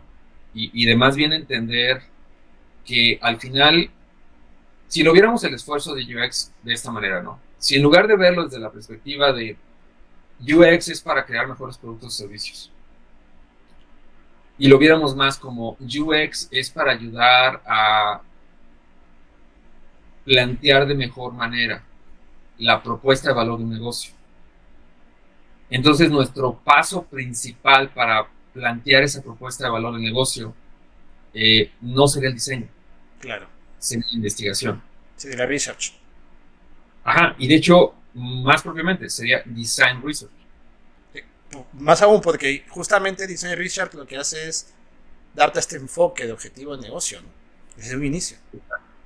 Y entonces tú llevarías a un esquema en el cual el área de UX se aceptaría muchísimo más porque entonces dirían, ok, estos son los que nos van a ayudar a que realmente el negocio pueda validarse desde la perspectiva de nuestros clientes, nuestros usuarios finales.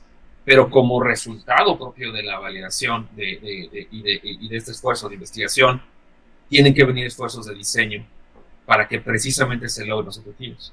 Entonces yo creo que al final, vamos, la historia la juzgará. Pero yo creo que parte del reto que hemos tenido en los últimos años en el mundo es que hemos tratado de impulsar mucho esta idea de que el diseñador tenía que tener un asiento en la mesa. Pero la bandera de muchos diseñadores, no de todos, pero de muchos, fue la bandera de, es que estoy aquí para defender al usuario. Soy el user advocate. Creo que se ha Y romantizado eso, mucho eso, ¿no? exacto, y eso exactamente, creo que fue un error que cometimos y se romantizó y llegó a ser chocante de alguna manera. Pero por otro lado, creo yo que no hemos perdido todavía la batalla, pero sí tenemos que reposicionarla. O sea, tenemos que reposicionarla hacia el tema de ayudar a hacer la innovación que el negocio necesita desde el punto de vista de reentender los supuestos con los que el negocio se ha movido. Y que eso evidentemente me va a llevar a reentender a qué persona sirvo y en general, o sea, cuál es el propósito de mi negocio, en qué negocio realmente estoy, diría Theodore Levitt. Y entonces con eso, precisamente, llevar un esfuerzo que nos combina un esquema de innovación basado en diseño, investigación. Ya, o sea, yo no, la verdad es que no estoy tan comprometido en que los ganadores tengan que ser los researchers o los designers o como se quiera llamar. Yo creo que lo que sí estoy comprometido es en que entendamos que hay un input que nosotros podemos dar a través de nuestras técnicas, de nuestros métodos, nuestros fundamentos, y que los negocios urgentemente necesitan para innovar. Sí. No van a innovar a través de sus análisis en hojas electrónicas de Excel, ni con la analítica de negocios que tienen, y tampoco con sus mejores algoritmos de Deep Learning y Machine Learning, porque eso es historia del pasado. Es un tema, Lo que podríamos decir, tú concluyes en que es un tema más cualitativo. no, es un tema de, yo le llamo de espectro amplio, de full spectrum. Es un tema donde estratégicamente empezamos con lo cualitativo para darle orden al caos. Es que ese es el reto que tenemos hoy en día. O sea, hoy en día muchos negocios están moviendo en un escenario en el cual siguen aferrados a un mundo que era antes de la pandemia, por ejemplo, y que no lo entienden. Y quieren seguir vendiendo y Igual. haciendo como hacían antes. Y ese mundo ya no existe. Es el mismo escenario que tenemos ahorita con los ChatGPT y todas las tecnologías generativas, ¿no? Que, o sea, vamos, ahorita quién te cuestiona a un chavalo que lleva una calculadora electrónica para hacer su tarea de geometría analítica. O sea, en realidad no, o sea, porque ya sabemos que es una herramienta. Pero entonces, estos cambios, digamos, que hemos afrontado en los últimos años, que realmente creo que hemos sido muy afortunados de vivirlos, ¿no? De vivir estas cosas, ¿no? Y de sobrevivirlos también, ¿por qué no? Sí. Bendecidos por eso. Pero nos deberían de llevar precisamente a un escenario en el cual nuestro reentendimiento del cliente, nuestro reentendimiento de lo que hacemos como negocios, demanda fuertemente una revalorización que solamente va a surgir cuando nos acerquemos a esto desde la perspectiva de reentender sus contextos a través de investigación y rediseño. Y entonces ahí, en ese sentido, pues sí, podemos empezar a entender estos fenómenos, estos problemas, wicked problems, desde la perspectiva cualitativa, pero guiados hacia precisamente después un análisis de generalización con métodos cuantitativos. O sea, nada de malo con utilizar técnicas de analíticas de negocio. Lo que voy es, no nos podemos basar en eso solamente. Tiene que ser un esquema de full spectrum que lo mismo incluya métodos cualitativos que métodos cuantitativos, que incluya visiones de negocio y que incluya visiones de ética, de accesibilidad, de diseño inclusivo. Eso es el papel. Y, y ahí sí confío yo que la comunidad de UX es la mejor preparada para tener esta visión de amplio espectro. Con una visión más holística, 360, ¿no? O sea, incluso entender también, por ejemplo, que ya el marketing digital está en apogeo, ¿no? Ya no es como antes, ¿no? Ahora hay una tendencia mucho más social de influencers, microinfluencers, TikTok, Sí. Instagram, ¿no? Yo creo que naturalmente la comunidad de diseño, y tú lo ves en comunidades fuertes como la Interaction Design Association o como la UXPA o comunidades gremiales no fuertes. O sea, son multidisciplinarias. Ves arte, ves arquitectura, ves social ecology, ves economía, ves informática. O sea, cualquiera de esas conferencias ves, pero también ves mucha responsabilidad social, muchos esfuerzos de diseño para tratar de ser justos y participativos y como diría Alan Cooper, ¿no? Buenos ancestros, ¿no? Que dejamos un buen legado, ¿no? Que somos responsables, ¿no? Y vamos, o sea, sinceramente, o sea, no hay muchas disciplinas que tengan este espectro amplio. Pero entonces el detalle es ese, el detalle es que tenemos que reabordar los problemas.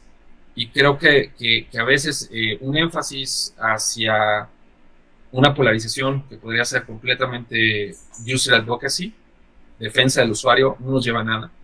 Y tampoco la cuestión, digamos, puramente, digamos, cualitativa, sino tenemos que empezar a trabajar con una mentalidad diferente y que eso entonces, al final de cuentas, abra las oportunidades para que realmente ayudemos a las organizaciones a recobrar este sentido, pues de ahora dónde van a actuar y bajo qué reglas van a actuar, ¿no?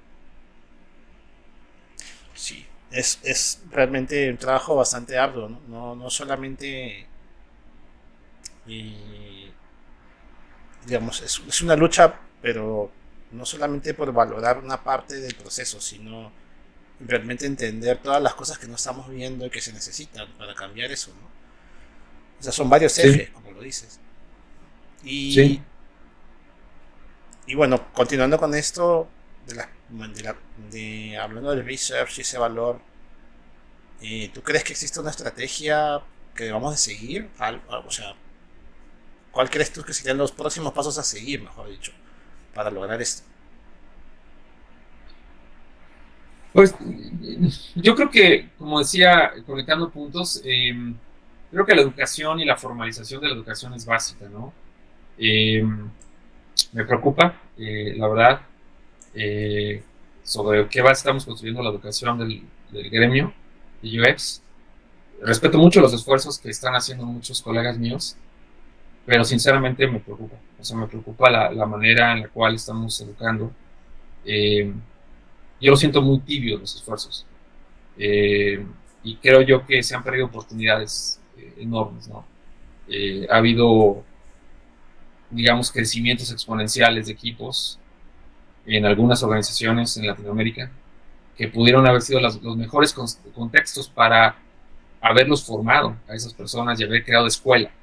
O sea, hay pocas organizaciones, empresas que en su momento hicieron lo propio para crear como que una base de qué definía al diseñador, ¿no?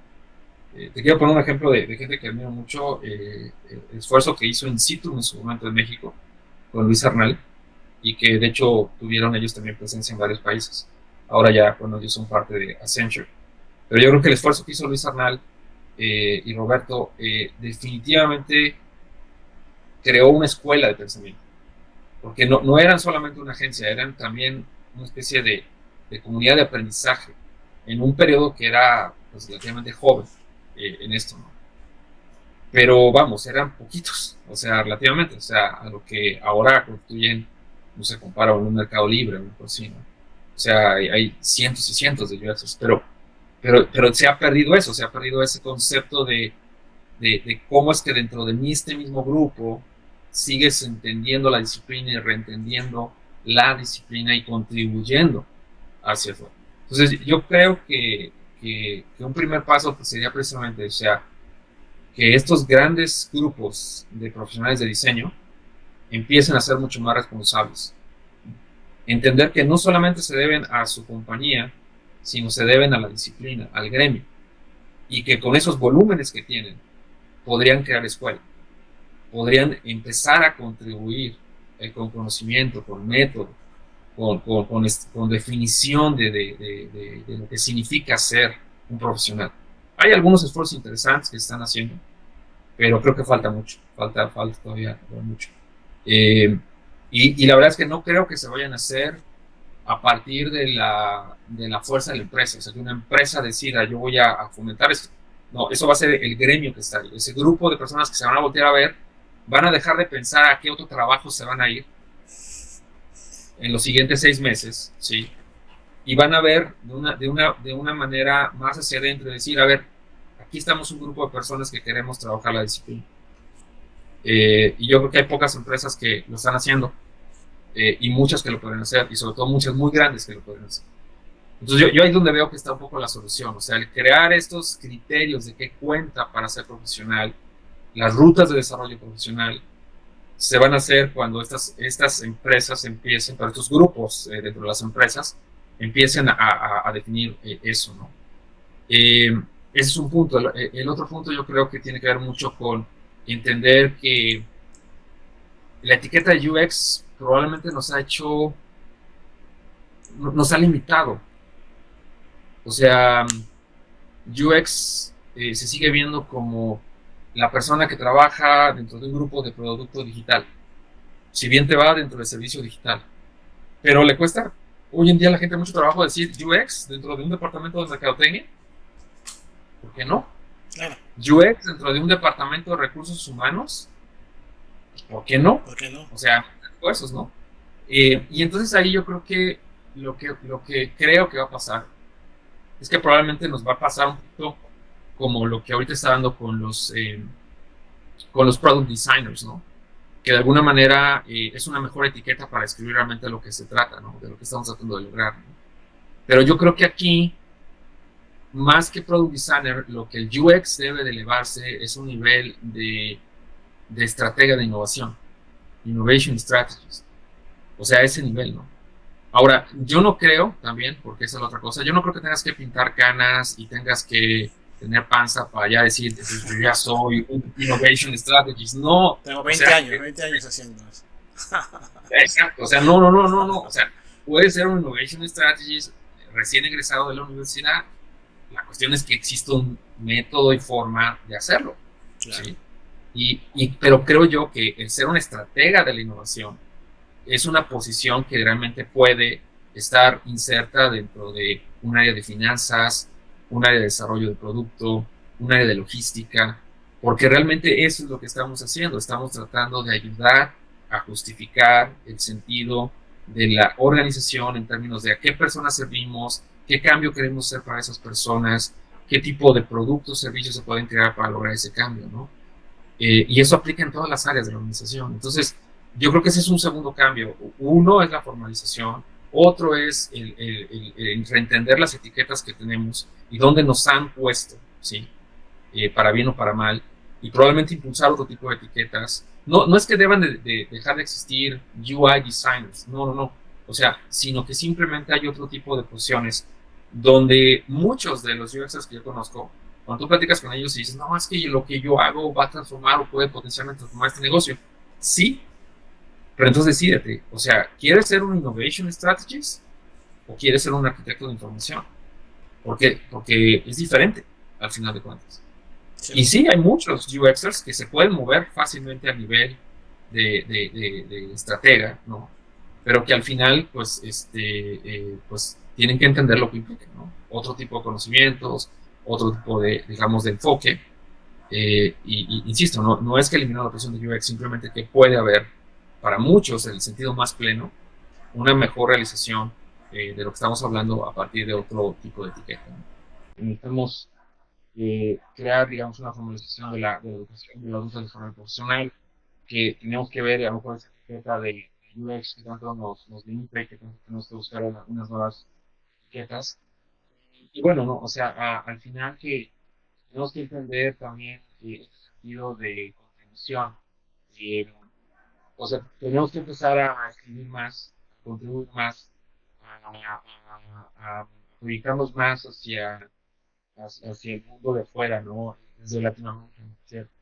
Creo yo que sí, simplemente hay diferentes niveles de madurez, pero que esos niveles de madurez al final no es que no se puedan dar en Latinoamérica, sino que simplemente no estamos acostumbrados a dar, estamos muy acostumbrados a recibir, ¿no? Que nos lleguen los libros, a que alguien haga el esfuerzo de compilar las cosas. Tenemos que un poco dejar de pensar en eso, ¿no? Y si no queremos escribir un guión, no escribimos un guión, ¿no? El señor Lou Russell no se va a molestar si escribimos un buen libro de UX, que no sea de su editorial, ¿no? El señor O'Reilly se va a molestar si no escribimos un libro en inglés, ¿no? Podamos escribir en español, en portugués, y tenemos que escribir hacia nosotros. Y no tanto, y sí lo quiero dejar claro, no tanto por esta cuestión también medio romántica de que es que las cosas en Latinoamérica son diferentes. No, yo no creo sinceramente que sean diferentes. Yo lo que creo es que más bien lo que nos falta es documentarlas. Y lo que nos falta es darnos cuenta que muchas de las cosas que hacemos en realidad son parteaguas para mucho de lo que está haciendo, ¿no? Te doy un ejemplo y creo que esto le serviría también a tu audiencia. Nosotros hemos trabajado ya por un rato en experiencia en todo el tema de aplicar la teoría de Clayton Christensen, de Jobs to be Done. Yo la descubrí hace algunos años, me encantó, le di mucho potencial y empecé a aprender sobre eso, ¿no? Y he aprendido de diferentes personas.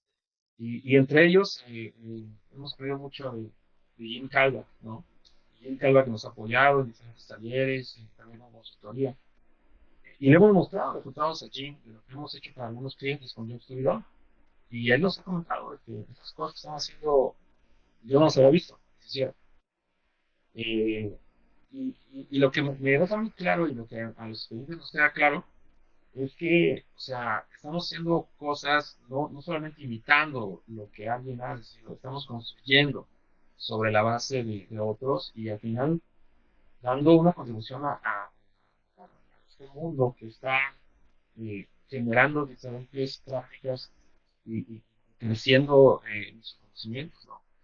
Entonces, yo creo que eso nos hace falta. Nos hace falta también creernosla eh, y empezar a construir sobre eso, ¿no?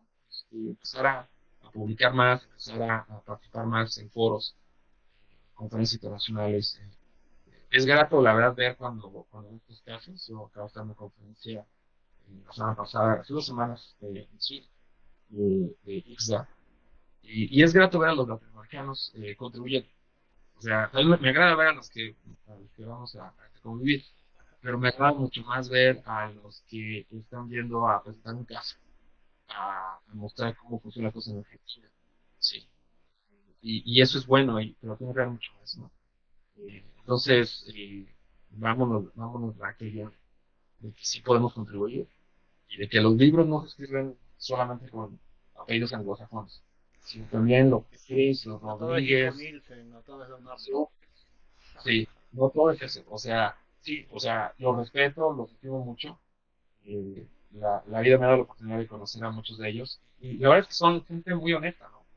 No, sí, Pero ellos mismos te lo dirían. Un mismo Alan Cooper te lo diría, un mismo Don Norman te lo diría. Te diría, o sea, es que no? O sea, ¿y cuándo no?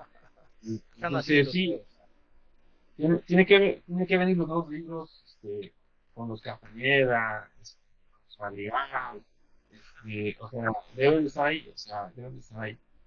Y creo que esa base definitivamente hay mucho que documentar y mucho que publicar de todo lo que está haciendo en Latinoamérica.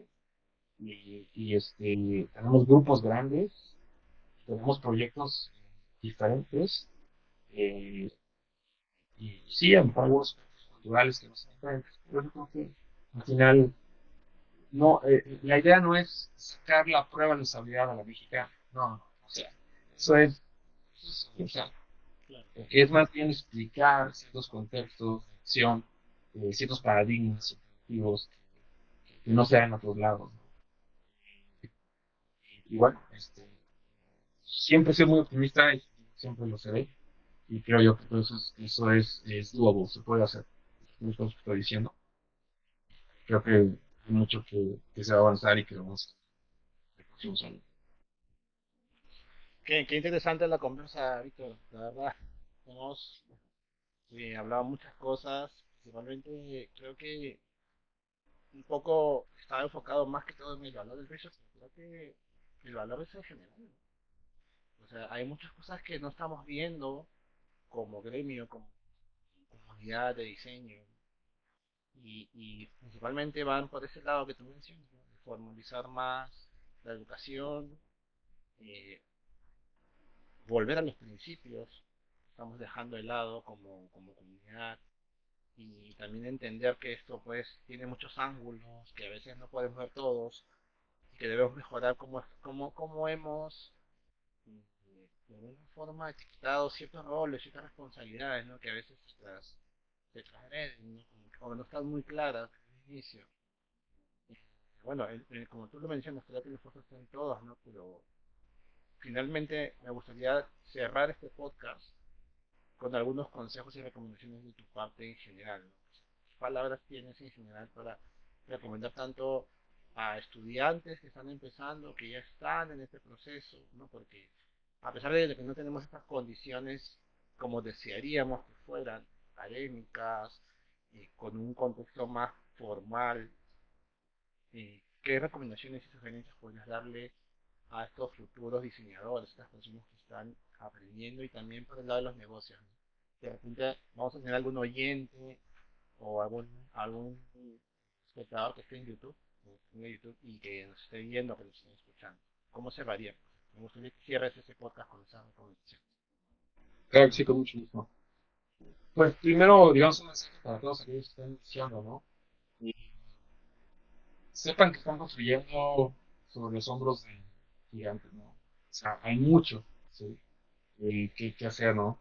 Eh, y creo yo que parte de lo que es muy importante que entiendan es eh, que hay una base que hay que aprender, ¿sí? Y no es solamente en las herramientas, que está en los fundamentos en el cual operamos como seres inteligentes, con un cerebro, con sentidos, ¿no? Sensoriales, ¿no? Entonces, creo que es muy importante que si estás funcionando en UX, tienes que ir fundamentos, ¿no? Busca literatura de fundamentos de UX, de leyes de UX, de interacción humano-computadora, pero sobre todo busca los autores, ¿no? No le tengas miedo a escribirle a los autores, a los que escriben las notas, a los que escriben los libros, ¿no? O sea, escríbele y pide los materiales. Eh, no te piratees los materiales, pide o sea, te los van a mandar, ¿sí? Entonces, conecta socialmente con los que tienes aprender. Es muy importante.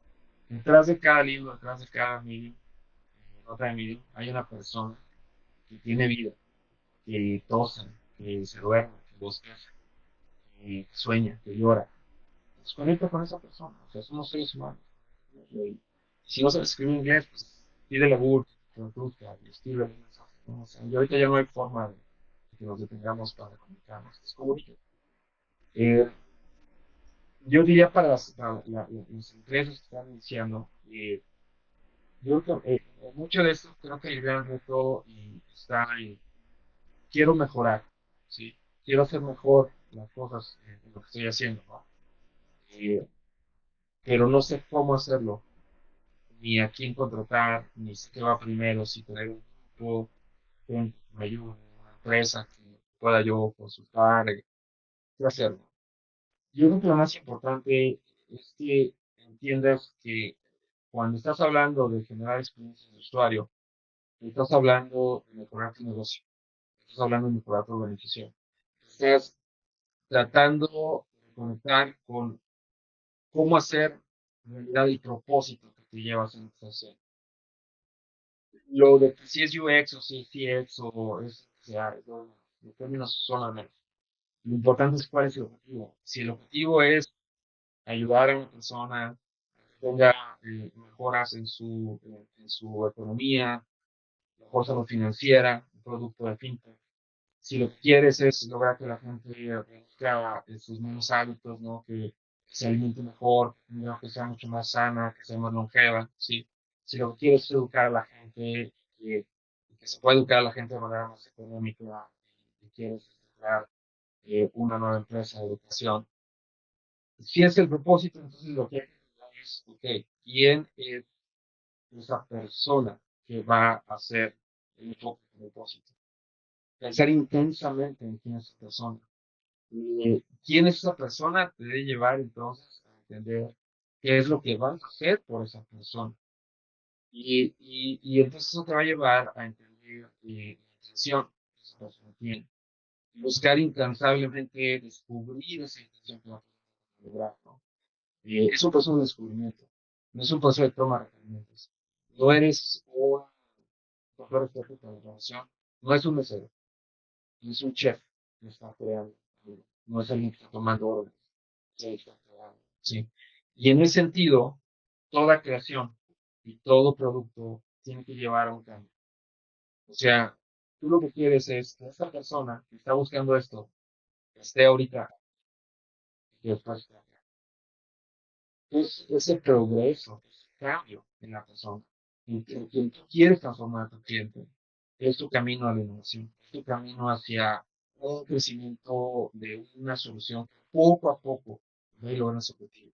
No de la noche a la mañana, sino a través de varios años, varias generaciones, incluso a través de varios negocios que vas a lograr. Todo eso es experiencia, al final de cuentas, todo eso es diseño de la experiencia. Ese es eso creo que es lo que hemos perdido. Antes a todo eso le solíamos llamar diseño centrado en las personas. Bien. User o People Centered Design. Y eso es lo que nos da como área. Y eso es estas cosas, pero realmente somos personas que diseñamos centrados en las personas. Entonces, creo que eso es lo que yo diría. O sea, el acercamiento a la UX debe venir por esa conexión con tu propósito y verlo como un proceso que te ayuda a conectar mejor con aquellos que sirves. Eso en esencia es UX, es la raíz y hacia ahí es donde creo que en esencia todo el mundo que trabajamos en esto es donde. Sí, bastante cierto. No, justo eso es uno de los principios también que es como la piedra angular de todo lo que hacemos, ¿no? El Human Centered Design. Y eso es lo que realmente, ¿no? Creo que cuando nos centramos mucho en la experiencia, tienes razón, nos alejamos del eso humano. O sea, aunque la experiencia es intrínseca al ser, pero de todos modos a veces se pierde un poco este contexto de lo solo pensar en lo digital, o en el producto como tal, o en el servicio como tal, sino son eso, ¿no? Al final el principal valor de lo que hacemos. Así es. Sí. Bueno, quiero agradecerte, Víctor, la verdad ha sido una conversa muy interesante, hasta nos ha quedado poco corto este podcast, espero que haya uno más para volver a conversar.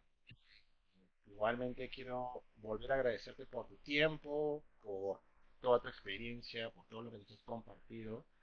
Me hubiese gustado hablar más cosas, pero como te digo, en otro podcast más adelante, ¿no? Me gustaría volver a invitarte y conversar y ya se dará su tiempo, en fin. Y agradecerte Bien. por todo eso, la verdad, y invitar a quienes nos siguen, bueno, a nuestras redes, ¿no? Tanto en YouTube, estamos en Spotify, quienes están viendo en YouTube, quieren escuchar esto de nuevo, estamos en Spotify, en Apple Podcasts, en Amazon Podcasts, bueno, Anchor también. Y quienes nos están bien escuchando por estos canales de audio, de podcast, también los invito a nuestro canal de YouTube, que es youtube.com/intuitiva. Ahí pueden ver el video también si desean un poco más conocer a Víctor. No sé, Víctor, si tienes algún canal o un medio en el que te gustaría que te contacten si alguien tiene alguna pregunta. Claro, sí, bueno, me pueden contactar a través de LinkedIn. Me encuentran como Víctor M. González, Víctor M. González, y las dos con Z. Y ahí simplemente pueden ir conmigo, si me quieren seguir o si quieren conectar. Es donde más, digamos, comparto contenidos a nivel personal y creo que es donde puede haber eh, mayor posibilidad de que algo que sea de interés mencione, puedo estar ahí ya en mis notas o eventualmente lo voy a poner. Ya, perfecto. Muchas gracias, Víctor, por todo de nuevo. Y bueno, me despido una vez. Ahora sí me despido del podcast. Nos vemos en el siguiente episodio. Chao.